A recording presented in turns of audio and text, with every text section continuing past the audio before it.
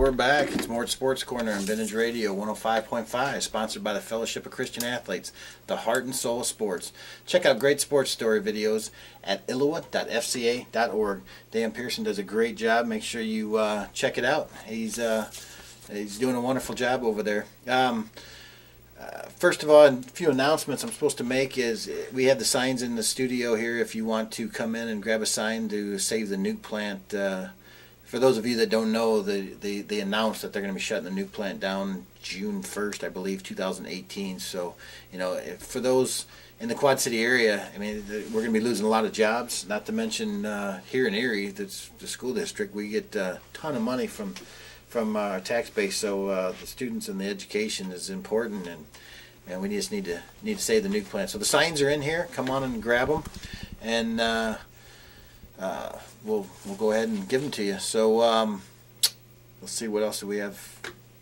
There's going to be a band in here later today. I've already announced it once, but man, I can't believe there's room in here for a band and they're going to be able to play. But the name of the band's Brushville. They're going to be playing live at 2 p.m. here in the studio, and from what I hear, they are a wonderful band. So make sure you get a load of them. So go down the baseball scores real quick. Unfortunately, my Cardinals got beat by the Giants pretty bad. Those Cubs are still on a roll, still in first place, still best team in baseball, 717 percentage record. I said that all wrong, but you know what I mean. Anyway, Tigers down the south siders 10-3. Halos beat the Pirates 9-2. Phillies beat the Brewers 6-3. Yankees fall to the Orioles 5-6. That's good news right there. Anytime the Yankees get beat, seems like every time I'm on here, the Yankees got beat the night before. So let's keep that on a roll. Every Friday night, the Yankees get beat. The Indians top the Orioles 6-1. Mets over the Marlins 6-2. Blue Jays over the Red Sox 5-2. Reds pound the Nationals 7-2. Rangers over the Mariners 7-3. Astros put 12 up on the A's 12-2. Twinkies got beat by the Rays 4-2. Dodgers got beat by the Braves 4-2, and the Padres beat the Rockies 4-0. In the studio today, we had Garrett Passmore, the first guest, talking rodeo and football and wrestling. It's my pleasure, the second half, to welcome Hunter Grau. Hunter is a senior. Excuse me, Hunter is not a senior at Geneseo anymore. You graduated already, correct? Yep. And Hunter's a wrestler, and everybody that listens to my show knows that when it comes to sports, there's two sports. There's wrestling and then all the rest of them. So I'm happy to have a couple wrestlers in the studio today. And getting back to the other, let me know who you guys want to hear.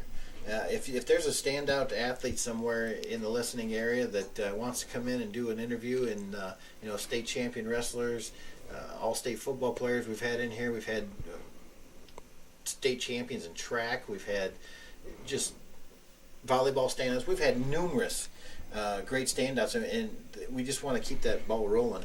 And I can only hear that when you let me know, because my thing is wrestling and football. Or Erie Provincetown sports. I know those. I know the athletes and the standouts in wrestling, such as Hunter.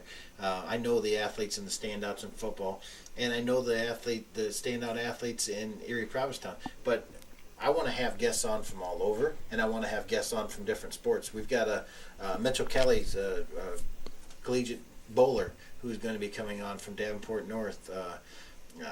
Jessica Emeta from it's three-time Quad City area swimmer of the year from United Township High School. These are the kind of stories that I want to hear about. I thank Coach Rosnow from Fulton Steamer Softball for getting me in touch with Chloe Lindemann from last week, freshman who took second in the shot put. So these are all things that I want to hear about. And if we want to turn it into a wrestling show, we'll turn it into a wrestling show, but that's what I know about, so I need the input from you guys. But getting on with it, Hunter, how's it feel to be graduated? You're done. You're no longer a Geneseo Maple Leaf, and your high school career is over. On the same part as that, it's good to graduate and move on to the next level, but then again, I'm going to miss the atmosphere that I had at Geneseo High School and the team bonding aspect of it all. And for those of you that don't know, Hunter's a 4-time state qualifier for Geneseo. Yeah. Why don't you give us a little history on your trips to Champaign in the last 4 years? My freshman year, I was just happy to make it there, and I made it to the last day. I made the final 8, and they only placed 6 in Illinois, and everywhere else they'll place top 8, stuff like that. But it was just good to be there in the atmosphere. So the next year I had to bust my butt to make it to the last day again, and my sophomore year I ended up taking 3rd. And in the semifinals I went against the Montini kid, and I fell 6-2 to him. He was a senior while I was a sophomore. So which Montini kid was that? Keegan Calkins. Who was the eventual state champ? Yep. Yeah. So you got 3rd, but you got beat by the best there was that year, and then you came back and explained a little bit about your last 2 years in Champaign. Junior year, I had a little slump. Record ended up being 35-2, and that's due to I broke my hand in the middle of my junior season, and I didn't know if I could come back with that. And regionals came around, I won that, and sectionals the following week I wrestled Alex Butler. He's ranked 5th in the nation at the time and ranked number 1 in the state. So that was going to be the finals match the following week at state as well, but I fell short in the sectional finals 4-3.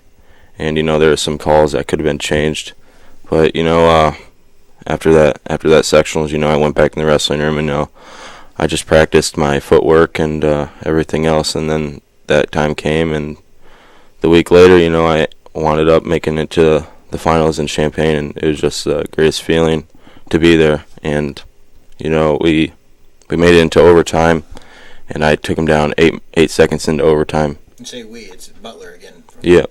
Rockford Boylan, yep. Remember right? Which he's wrestling at Missouri right now. At Missouri? Yep. Okay. Well, go ahead and take us through that match. I just had to stick with the pace, like my gas tank. My junior year was I wouldn't ever get winded, and, as time went on for him, he got a little winded, so that was an advantage for me.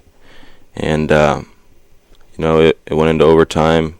I just held it out all the way till overtime, and I looked at my coach and he looked at me, and I've been practicing my double legs in the practice room because I knew that's what he couldn't really handle at the time. So right when overtime hit, I faked one way and then I hit the double leg, and it didn't even last 8 seconds. So awesome. And like you said, this kid was not only ranked number 1 in the state, and you were 1 or he was 1 and you were 2 at that time. Yep. And he was also 5th in the nation on intermat, or in the nation. I think that's intermat polls. Wrestling now from Missouri, which this year they had a down season this year. They're still in the top 10, but the year before, he goes to the number 1 ranked team in the nation, the Missouri Tigers, to wrestle. Thankfully, they didn't finish that high because our Big Ten schools, we like to promote them and get them up there. But Missouri Tigers were ranked number 1 most of the season last year, so he went to a top-notch program, and you let him have it, and you came back up on top when it counted at the state meet. And then this year, which would have been a few months back, did you have a close match at all this year? For the most part, no, but. Here we go again. When I was wrestling Alex Butler in the finals, she was 44-0, and I was 33-2, like I was saying. And this year, when I made it to the finals, I was 45-0, and this kid was 33-2 as well. So it's kind of a weird situation. But this year alone, when I was at preseason nationals up there at UNI Stadium, I snapped my ankle during one of my matches, and I didn't know if I could come back from that as well, so I broke my hand my junior year, and then I have this at the beginning of the summer, and I didn't know what was going to go on because I know I had a lot to lose. And after that point, I just had to work hard and just hopefully my ankle would heal properly, icing for 20 minutes at a time every other hour. So you come back this year, and you end up the season at, I believe, 46-0 total. Yep. By the end of it, and your state finals match wasn't even close. No. I mean, you tech-fouled the kid in the second period?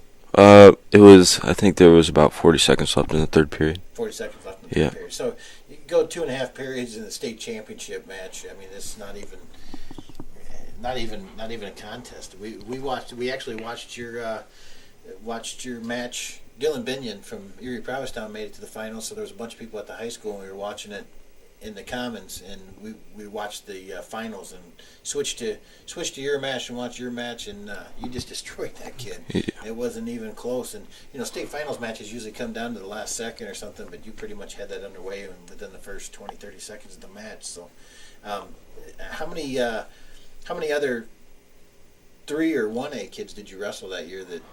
Did any of them give you a match? Obviously, 2A, you dominated all the way through in 2A. Is there anybody in 1 or 3A that gave you a match? We didn't. Our coach strictly says, we're not really wrestling 1A kids. I don't know there's nothing bad on them, but I just wrestled 2 and 3A kids. But mostly this year, we were wrestling all 3A kids. We'd go down to the Hinsdale tournament. Very tough. And, and I made it down to the finals down there. And I actually only ended up winning 4-3, 4-2 in the finals. Who did you have in the finals? Tyree Johnson from Glenbard North, I believe. Oh. Glenbard South. And Glenbard North's always, a terrible wrestling team. I think other than Lombard, Montini, and probably nobody else is, there's a few other AAA teams, but Glenbard North's one of the top-notch teams in the state of Illinois and in the country. Every year in, year out, they're one of the top 20 ranked teams in the country. So, obviously they're going to have some top quality kids. Do you remember how that kid, did he place this? He ended up getting 4th, I believe, but just like the Hinsdale tournament alone, I can name off some kids that were in my bracket. Actually, the kid that I wrestled in the finals this year actually was in that bracket, and he ended up taking 3rd or 4th, I think 4th, I believe. The 2 losses that he had this year were just at that tournament alone. And he was doing Oak Parker or Forest kid, and I ended up wrestling that kid in the semis, and I ended up tech pinning that kid in the semis. So. There you go again. You're naming the who's who of the team in Illinois. Glenbard North is notorious for having one of the best teams in the state of Illinois. OPRF, he was just talking about, is I think they finished ranked number 1 in the nation last year, and were ranked number 1 or 2 in the nation again this year. So, you're talking about some of the top quality wrestling in the country in that tournament. Yeah. Between the Hinsdale tournament and the Dvorak tournament, Illinois has 2 of, if not the toughest, 2 of the toughest tournaments around. We're going to be back and talk a little more with Hunter and get to know some more of his achievements in here in a little bit. We're going to get to some commercials and enjoy the music. All right, we're back with Mort Sports Corner on Vintage Radio 105.5, sponsored by the Fellowship of Christian Athletes. Dan Pearson does a great job down there with the FCA. We played a couple songs today that were for the Fellowship of Christian Athletes, and just wonderful program they have going on there. Hunter, are you affiliated with the FCA at all? Yes, I am. About 2 months ago, I really never been to church in my life, and last 2 months, right, school got out for me at 2 o'clock every day. I got out early, but I decided to go over to the FCA thing there located in Geneseo, and I talked to Dan Pearson for a good hour and a half about everything. I want to look into God more, and just believing in myself is the main key. And he helped me out a ton actually. And every Friday mornings we meet at 7 o'clock. This is before school, and then there's a whole bunch of kids there from Geneseo, and it got over around 7:45. Get over to the school and started class at 8, and honestly, after Fridays, my day just seemed way better than what it was before. That's awesome. That's awesome to hear. Dan Pearson does a wonderful job and should be commended. I think everybody knows who Dan is. Dan was a sportscaster on the news for years, and took over the Iowa FCA program here probably 4 or 5 years ago, it seems, maybe even longer than that for all I know, but it's been a while and he's doing a great job with it. Again, check out the videos that he has on it'd be illowa.fca.org, illowa.fca.org. Does a great job. Also, don't forget we have the new plant science here, and Brushville is going to be live in the studio here at 2 o'clock. Hunter, is wrestling, all sports you need to train for, but wrestling even more so. Is wrestling something you can start in November and expect to compete on a high level come February? I mean, that's like 90% that's not going to happen. But, if you really want to be a true wrestler, you'd take the time out and actually go year round, go into summer camps, tournaments, and even after practice some days, just go lift. Right, and the great thing about the Quad City area, first of all, this is a hotbed for wrestling. I mean, this is in AA and AAA and in Single A, our sectionals is one of the top. Well, maybe not in AAA so much because they're pretty much diverse, but Single A, Byron sectional, I think one year out of 14 weight classes, 13 state champions came out of our sectional. Same way with 2A in Geneseo. I can remember a few years back, most of the state champions came out of your guys' sectional. And this is a hotbed for wrestling, and we're blessed to have the Young Guns Academy and the Outlaw Academy, the Knights Wrestling Academy. Do you train with any of those? Yeah, the Augustana, down there at Augustana, Young Guns is like the biggest key that I've had in my life, and started that about 3 or 4 years ago, and it just made me better. And I give major props to Eric Juergens. He's been hard-headed to me about everything. He'll give me the straight answer on what I need to do, and I just stuck with that, and good things happen. And he was an all right wrestler. Oh, he is more than he is phenomenal. He was 2-time national champ for Iowa, correct? Yeah, and he was a 4-time state champ too. 4-time state champ and a 4-time All-American at Iowa. He not only won twice, but he was an All-American. Correct me if I'm wrong. He was an All-American as freshman and sophomore year as well, right? And state champ, national champ at Iowa. So, say what you want. I mean, I'm an Illini fan, but you've got to respect the Iowa Hawkeye Wrestling program, especially back in my day. It was led by Dan Gable, who, quite frankly, you can say what you want about that coach over there in Penn State or a couple other guys, but Dan Gable's probably the all-time best for our sport, for the sport of wrestling. But anyway, for those of you that follow wrestling and other sports, I'm sure do the same thing. But in Illinois, we have a Illinois versus Iowa wrestling meet every year, where the best seniors from Illinois will wrestle the best seniors from Iowa, and we also have that with Illinois, Wisconsin, and Illinois and Indiana. Have you competed in any of those duels this year? Yes, I just recently wrestled the Illinois versus Indiana duel, and that was sponsored at the U.S. Cellular Coliseum up there in Chicago, I believe. How did you do in that? After 2 weeks of being off the mat, you'll get gassed fast, and I ended up winning 4-2. I let him up both times, and I just had to stick it out with that. But if I would have trained better, I'd have showed a little better performance. But the good thing about the Illinois Indiana duel is there's 2 teams there, and there's a lot of 1A guys on one team, and then us 2, 3A guys on this team that we had. And there's A team and B team, and both teams were probably the same. And the bad thing about the teams was that we'd try and even out our teams for A and B, and then Indiana would just throw their all-stars out on one team and then just throw our average wrestlers on B team. So, yeah. Now, when you say you won 4-2 and you let him up both times, for those of you that don't follow wrestling, basically his 2 points you gave him. Yep. Man, he didn't earn them. Not to take anything away from the kid, he's a good kid.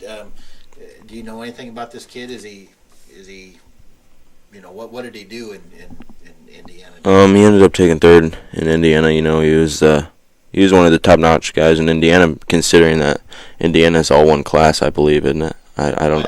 I think so. Yeah, and he set the state record for the takedowns in just the whole state. Set the all-time state record for takedowns. Yep. So this kid's obviously good on his feet.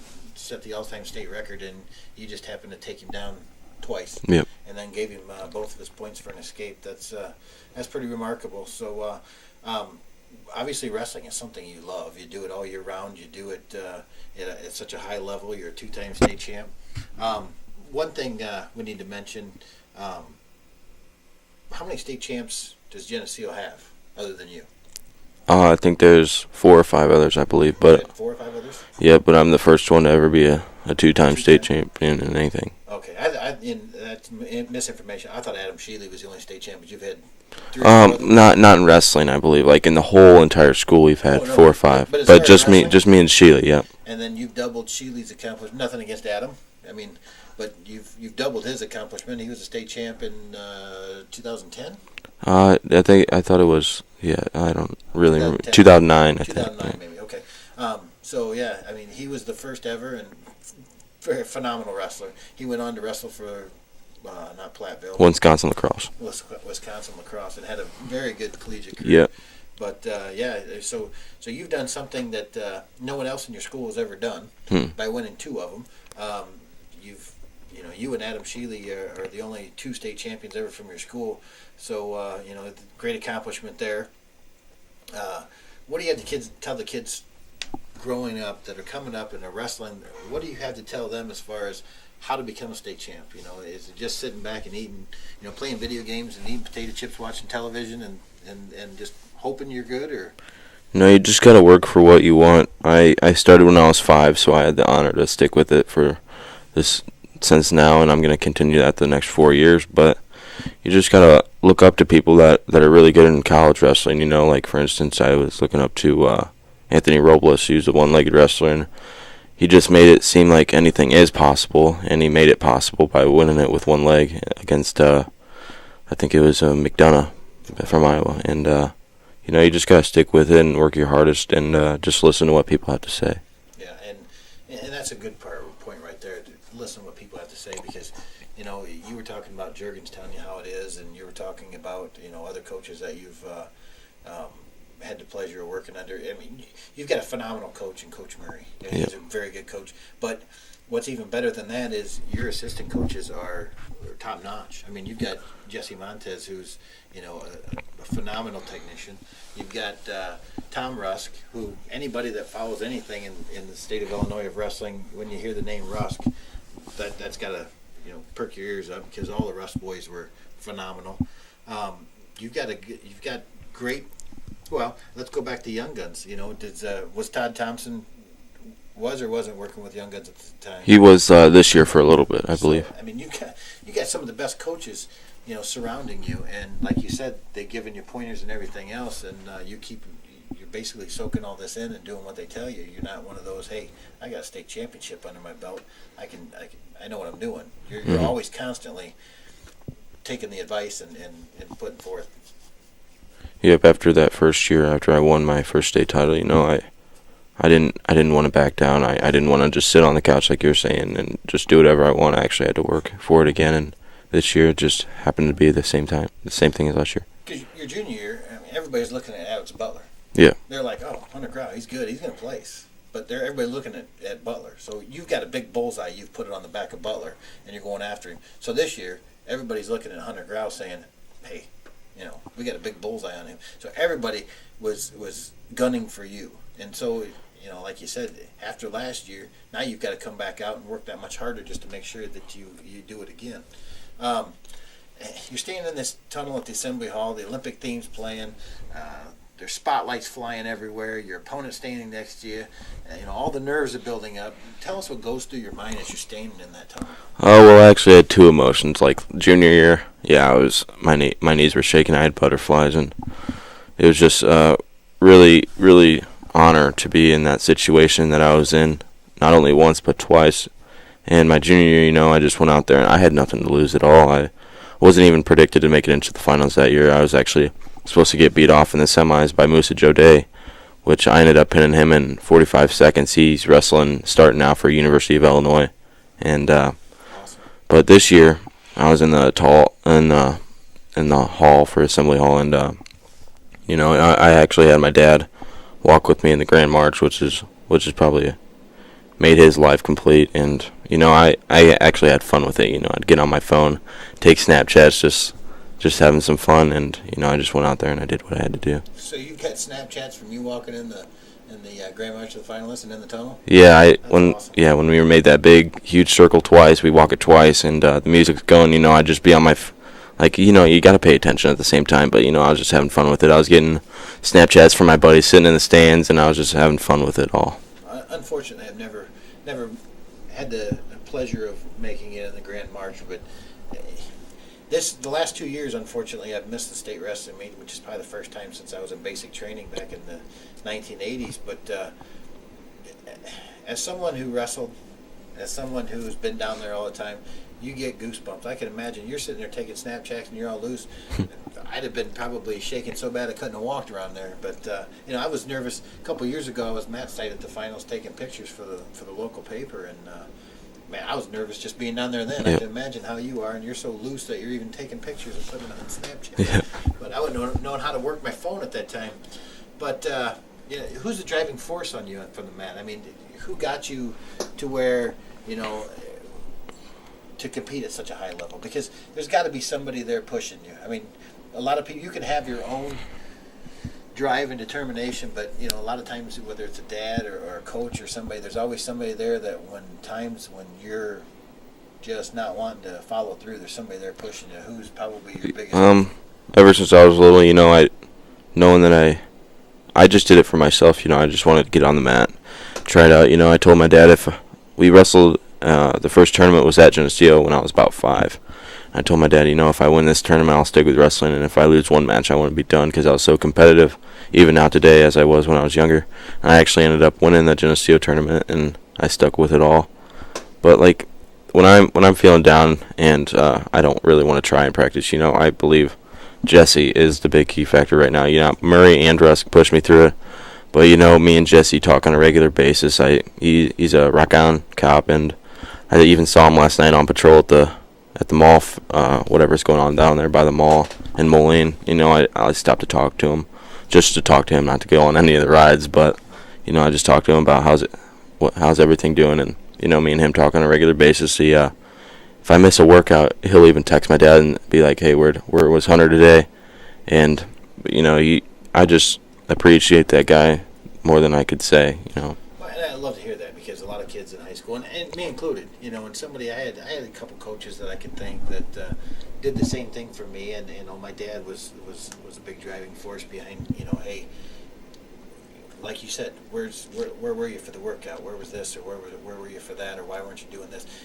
He doesn't mean it because he wants to be standing on that podium. He doesn't do it because he wants you to, say, hey, give me some things. He wants it because he knows how much you want it. And this is all he's doing is trying to help you, and that's what a lot of people just don't understand, that these coaches, and we've got some phenomenal ones around here, and then we are blessed, but these coaches are a driving force to get you to do better and to help you. They're not there for themselves.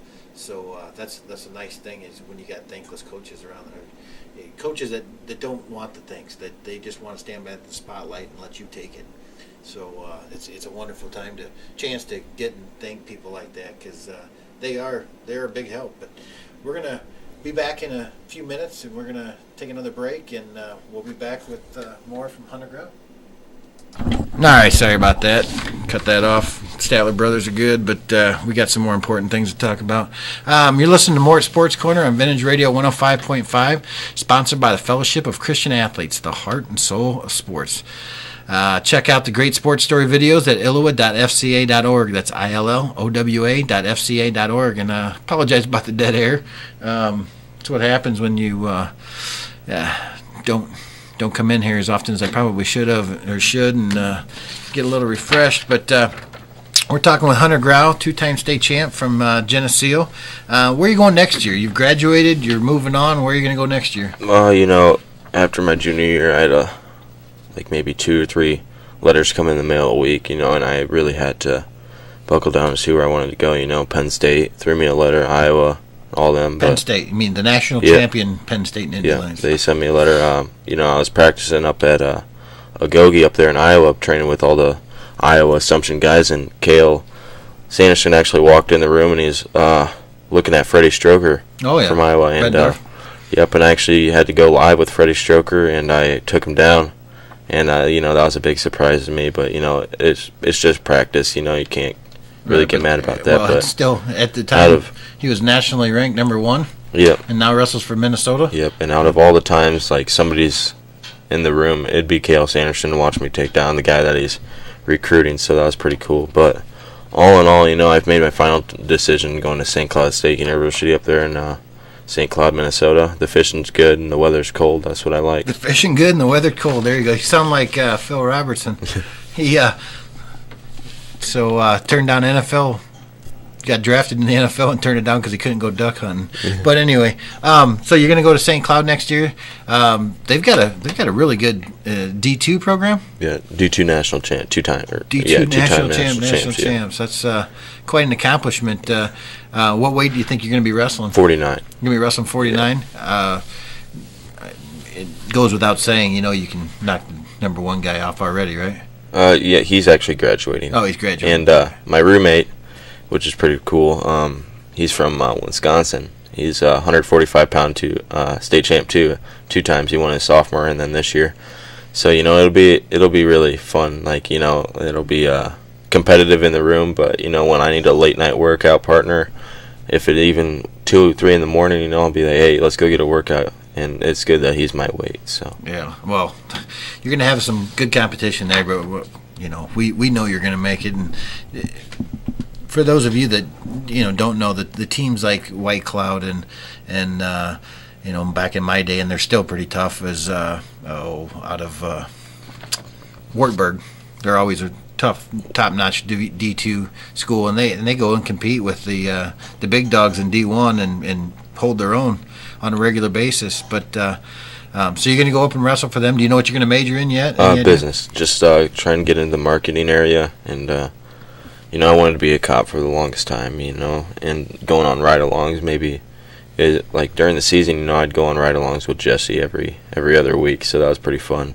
But I made my decision on I wanted to major in business because that'll give me so many more options when I get done. Yeah, and as somebody that's been in law enforcement for 25 years, I think you're making a good decision. Yeah.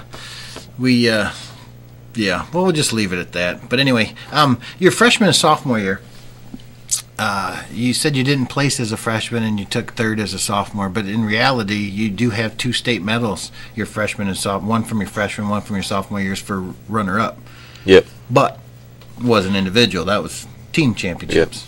Yep. And you took second both years. Geneseo took second to Lombard Montini. Yeah.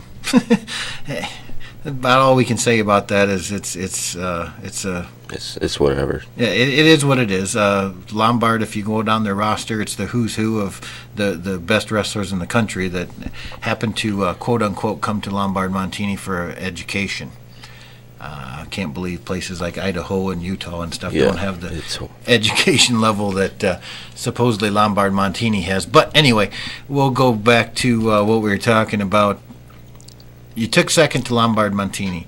It's a totally different. I've been involved in wrestling pretty much my whole life. It's as far as sports go, it's my first love.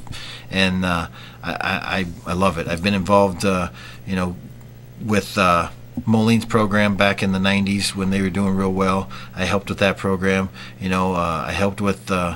I was on the staff in Erie Provincetown when we made it to state in 2009, 2010, and my stepson wrestled with you. He was a junior when you were a freshman, Brandon Mislow, but he was on that state team. And there's a totally different atmosphere when you're down there with the team.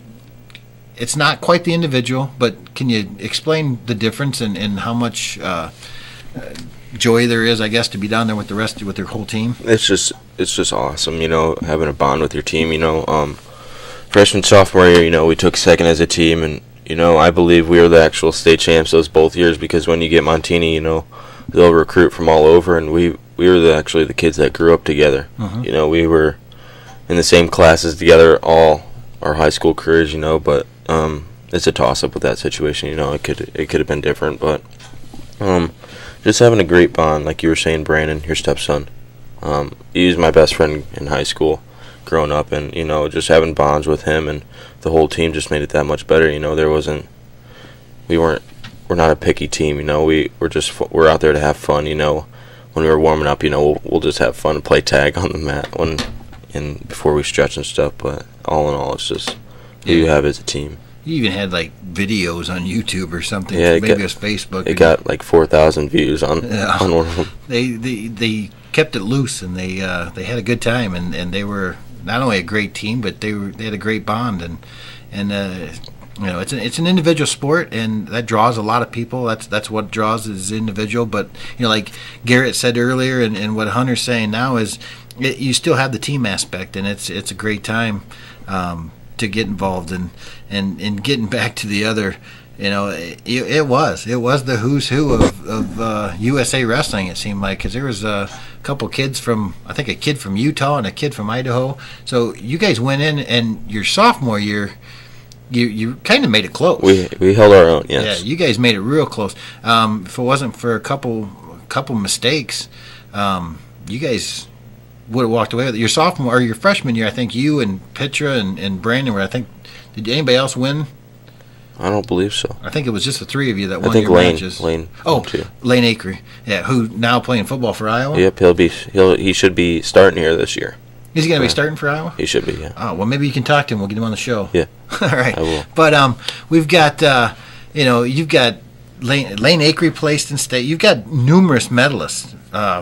You placed 3 times. Mislow placed, Petra placed. Crop.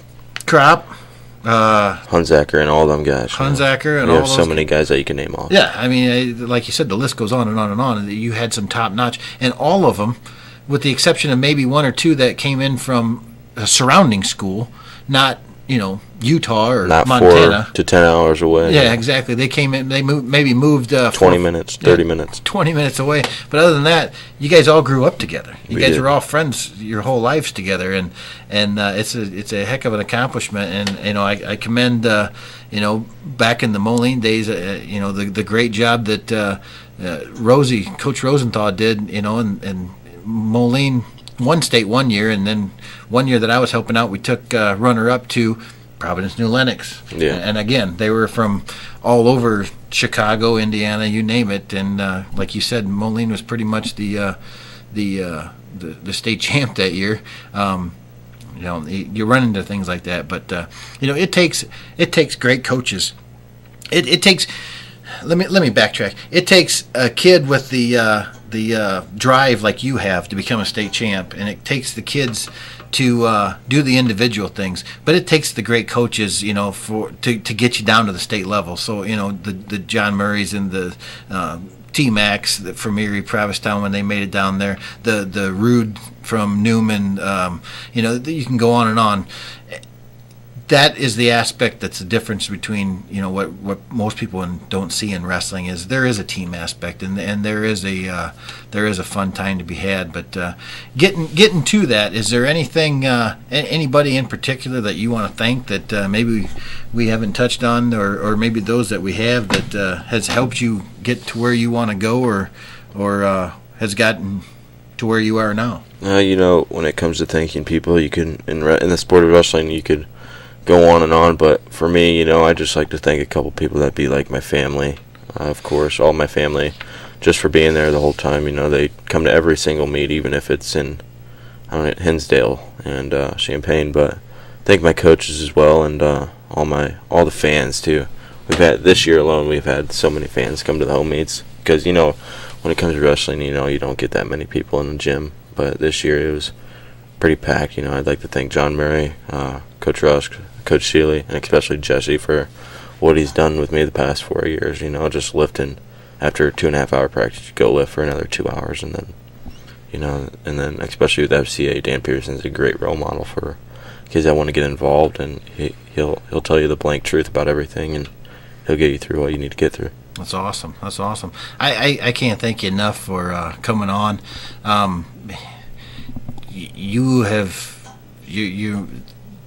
There's a bunch of people that are in the Quad City area that have done some great things as far as the sport of wrestling is concerned, but you can count on very few hands how many people have won it twice, and it's a great accomplishment. You've got some people like the Tyler Hurries and the Amy kids from Rock Ridge who have won numerous, but the list is a short list, and you've done a great accomplishment, and we can't wait to see the great things that you do in college at White Cloud, and hope you come back on and share some stuff with us, and let us know how you're doing in college and how you're getting along, and how the competition's different between there and high school, and hope to hear some more for you. Thank you. But thank you for coming on, and we'll be right back. All right. unfortunately, time's up. We're going to say goodbye for the week, and I'd like to thank Garrett Passmore, sophomore from Erie High School, that's stand out in the football field, stand out on the wrestling mat, and also on the rodeo circuit. Unbelievable what those kids do. But also like to thank Hunter Grau, two-time state champion for Geneseo Wrestling. Also, he's going to St. Cloud, not White Cloud. I apologize for that. But he'll be competing next year for St. Cloud in wrestling, and we'll hope to have him back on sometime and let us know exactly how he's doing and what's going on. But a few announcements real quick. Again, we're sponsored by the FCA. I couldn't be more proud to have such a great sponsor, and fits what I want to do with this show perfectly. So, again, if you have anybody, let me know. Go on the Facebook page at Mort'sSportsCorner, like the page, leave a message, and tell me, hey, this is an athlete that I think you need to take a look at and try to get on the show, and explain who they are, what they've done, and I'll get a hold of them and hopefully get them on the show. This is your show, so let me know who you have out there. You know, my daughter mentioned a swimmer, and we're going to have her on. So that's how I get it, is word of mouth. Coach Rosnow and Fulton Steamers softball told me about Chloe Lindemann. We interviewed her last week, did a great job. Also, Chloe is competing yesterday, today, and tomorrow, I believe it is, at the National Track Meet in New Mexico, I do believe, if I remember right. So, Chloe, good luck to you. Hopefully you go out there and set some personal records and win the whole thing. Bring it back, but you have 3 more years in high school to compete, and looking forward to it. But these are the kind of stories that I would have not known about had other people had not told me. You've got to let me know. You've got to tell me, hey, this is what's going on, and this is who you need to have on here. So looking forward to who you have to tell me about and who you want to see on the show, or actually not see on the show, but hear on the show. Anyway, again, 2 o'clock this afternoon, Brushville. They're going to be performing live here in the studio. I don't know how that's going to happen, but they're going to do it. You can get your Save the Nuke Plant signs here at the station, so come on in and pick up your sign. Also, man, we got good shows on the weekend. You know, we love listening to AD in the mornings all week long, and then Slick Willie, and we've got numerous other shows, and Uncle Tim at night, and Randy's got a show. So make sure you listen all week long. The weekends, don't forget. This show is on from 10 to noon. We kind of kick off the weekend shows here in the studio. But don't forget, we have the Old Hippie Show. It's still rocking every Saturday night from 8 to 11. And the Bread Lady sponsors them. If you haven't had any of her delicious goodies, you need to check that out. And let's see, what else do we have coming on? Oh, I forgot, Mama Chandler's Black Light Blues Show is rocking Sunday nights from 5 to 9. And Share Alike is now on your brunch plans for Sundays. Bugs in your brunch. They play anything from the Beatles, whether it's the Beatles or John, Paul, George, and Ringo on their own, or whether it's somebody that remade one of their songs maybe and singing it. For instance, I heard Guns N' Roses' version of Live and Let Die one time. It's a good version. So Bugs in Your Brunch on Sundays. And then In the Pits with Murph. If you've never heard Murph, you've never talked to Murph, it's a sure treat. Make sure you listen to that tomorrow from 10 to 3. He's going to talk to everything from NASCAR to mud bogs. So make sure you listen to that. But I'm out of here. I will talk to you again in a couple weeks. I actually have to work my day job next Saturday, so I will not be here, but we will have a show. We'll have a special guest on. I'll announce that later on in the week and let you know who that is. But we will have a special guest come on. And again, I'd like to thank Hunter and Garrett, and a wonderful job they did. And we'll talk to you in a couple weeks.